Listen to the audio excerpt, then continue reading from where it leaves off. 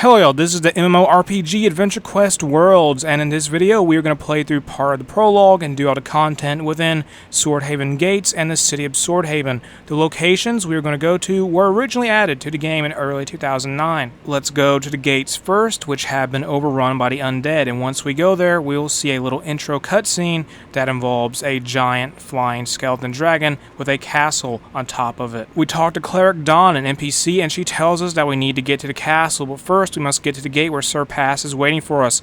Besides telling us what to do next, she also sells stuff.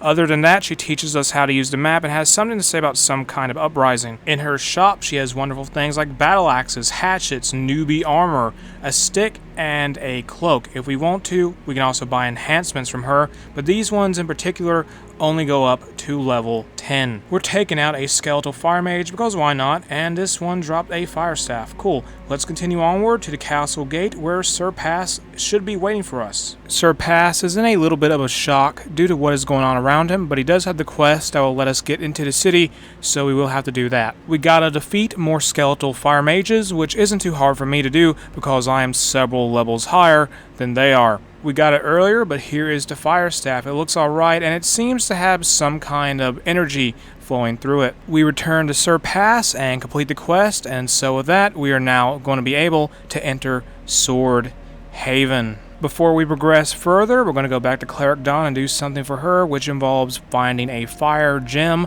which is dropped by the skeletal fire mages. For our efforts, we get the Burn It Down Staff, which is a weapon that has been warped by the invading fireball hurling skeletons, and also it kind of glows. With that out of the way, let's open the Swordhaven Gate and go inside the city.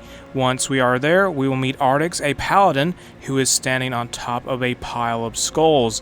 He has a number of quests for us, and the first one is named Undead Assault. We gotta slay some skeletal soldiers, which won't be too hard for us as someone is here farming them, which is quite convenient. One of the skeletons dropped their hand, and that can be used as a weapon, apparently. The next drop is a lore scroll, and we will take a look at that later. Undead Assault is done. Our next quest to complete is Skull Crusher Mountain, and it is all about taking down skeletal ice mages. The ice mages only have 434 HP, so they are weaker than their fire-based counterparts. One of the undead we slain dropped a weapon. Nice. On another note, while they are not as strong health-wise, I think ice mages may have a stronger attack than the fire ones. Skull Crusher Mountain is complete, and our next task is to go get the sword of an undead giant, and the only way we can get that is if we defeat the thing that wields it in the first place. We go north and find our enemy who is just laughing at us. If we want to go forward, we have to take out the undead giant who is level 2.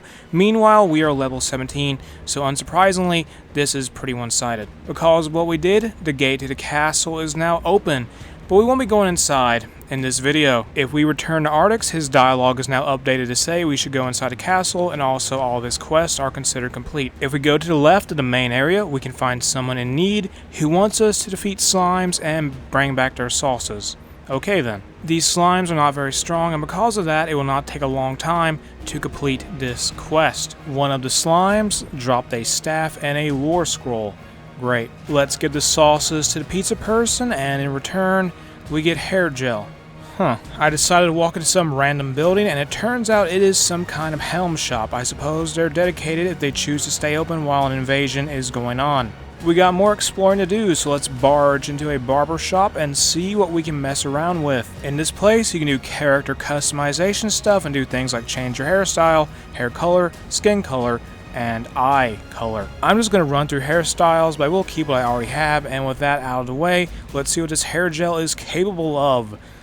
It seems that the gel amounts to having a slime on your head. Moving on to some building to the right of Ardix, if we go upstairs and go to a set of doors, we can see some messages, and that's about it for this place. The last thing we want to see is the armor Weaponsmith, who has a few level-based shops. In them he has things like Horatio's Staff, the Ninja Sword, Venom Head, the Dragon Saw, the 100K, a Katana, the Rainbringer, and the Hydra Blade. There are a couple more interesting buildings in Swordhaven, but sadly they are either closed or their entranceway is blocked off by something. And we are done with Swordhaven Gates and Swordhaven, well, the undead invasion part of it anyway. And the next place to go to, of course, will be Swordhaven Castle. Some drops I didn't show off earlier are the Brutal Sword, the Skeleton Hand, and the Slimy Staff. There is also the 2 lore scrolls, which besides being filled with information, can also be used as a weapon, because knowing is half the battle. Let's learn some deep skeleton knowledge in the librarium. There are many different species and a lot of different kinds. The scroll goes on to explain their behavior, combat, enemies, allies, and their uses. Also is explained is the many different subspecies, including skeletal soldiers, the ones we ran into at Swordhaven, and something called an ectomancer. The next lore scroll is on the slimes, and it goes over their behavior, appearance, their uses, which says, and I quote, "Some species of slime are sought after for making soups, sauces, and pizzas." Then we get some info about the many slime species that are in this game world. And with that, the video is going to end here. If you enjoyed the game, check it out in the description below. If you enjoyed the video, make sure to like and subscribe. Don't forget to leave a comment. Have an awesome day. I'll see you later. Bye.